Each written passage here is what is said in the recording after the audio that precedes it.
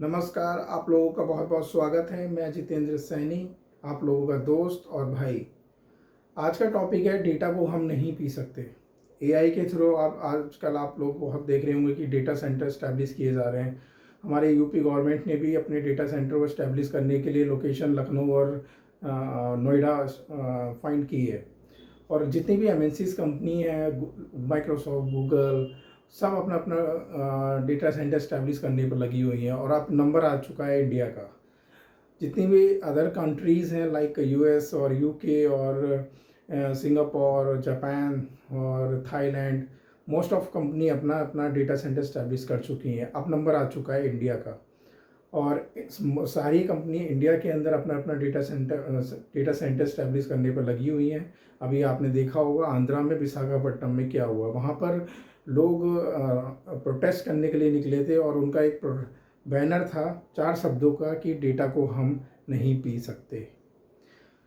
इसका मतलब यह है कि बहुत सारी कंपनीज़ जो जब अपना डेटा सेंटर स्टैब्लिश करती हैं किसी भी लोकेशन में, तो वो एक ऐसा लोकेशन फाइंड करती हैं जहाँ पर किसी भी दुर्घटना, बाढ़ या नेचुरल क्लाइमेट की वजह से कोई ट्रेजिडी ना हो। तो वो एक शांत और खुला स्पेस देखती हैं। मोस्ट ऑफ टाइम वो समुद्र के किनारे, नदी के किनारे इस तरीके का स्पेस देखा जाता है, क्योंकि जितना भी डेटा सेंटर को ऑपरेट करने में जितनी भी मशीनी और गिरी और जितना भी component, computers, high super computers जितने भी यूज़ होते हैं, उनको ठंडा रखने के लिए वाटर की ज़रूरत होती है।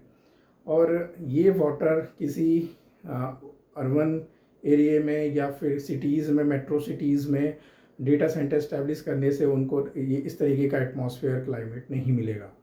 तो अभी आपने देखा होगा कि डेटा सेंटर को इस्टेब्लिश करने में हमारे आंध्रा के अंदर क्या हुआ। विशाखापट्टनम में बहुत काफ़ी लोग इस के वजह से प्रोटेस्ट करने के लिए सड़कों पर आ गए थे।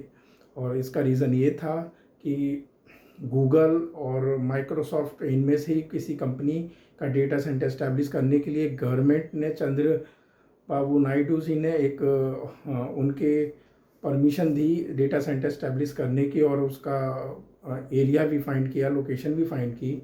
और उसका रीज़न ये है उनका प्रोटेस्ट करने का, सड़कों पर आने का, कि जब आप चैट जीपीटी आप यूज़ करते होंगे, बहुत सारे टूल्स आप एआई टूल यूज़ कर रहे होंगे, मैं यहाँ पर चैट जीपीटी की बात कर रहा हूँ।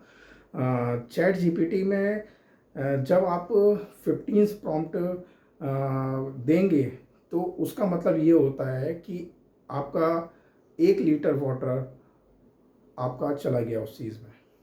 इसका मतलब ये है कि जो मशीनरी और जो सुपर कंप्यूटर्स जो एआई के थ्रू डेटा सेंटर में ऑपरेट हो रहे हैं, जो यूज़ हो रहे हैं, उनको ठंडा रखने के लिए वाटर की नीड होती है। और वो वाटर उनसे मिलता है ज़मीन के अंदर से, समुद्र से, नदियों से। और most of time data centre जो यूज़ होता है वो अंदर से, ज़मीन के नीचे से पानी खींचता है। इसकी वजह से क्या हो रहा है कि आने वाले टाइम में हमारे वाटर की शॉर्टेज बहुत ज़्यादा हो जाएगी।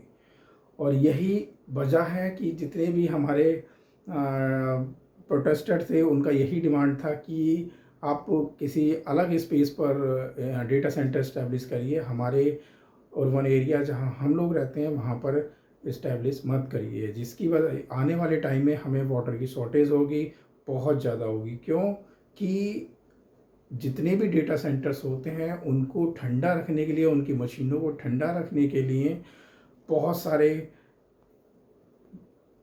लॉट ऑफ क्वांटिटी में वाटर की नीड होती है। और वो सारा वाटर ज़मीन के नीचे से खींचती है। और गवर्नमेंट ने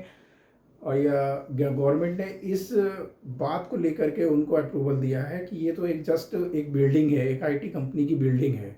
बट उसका मेन रीज़न ये नहीं है कि आईटी कंपनी की बिल्डिंग है तो वो जो वाटर लेवल जो वो ज़मीन से खींच रहे हैं वो उनकी ज़मीन के एरिया से ही खींचा जाएगा। वो तो आसपास के एरिया में जितना भी उनको रिक्वायर्ड होगा वो अंदर से ही, ज़मीन के अंदर से वो वाटर खींचते चले जाएंगे। और एक टाइम पर ऐसा होगा कि वाटर की बहुत ज़्यादा शॉर्टेज हो जाएगी।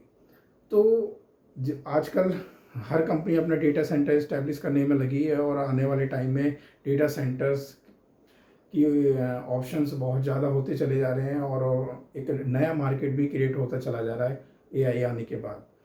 तो यही मेन कंक्लूज़न था कि अगर कंपनी को डेटा सेंटर इस्टेब्लिश करने हैं तो एक अच्छा फाइंड एरिया फाइंड करिए जहाँ पर किसी लोगों को परेशानियाँ ना हो और वाटर की शॉर्टेज ना हो।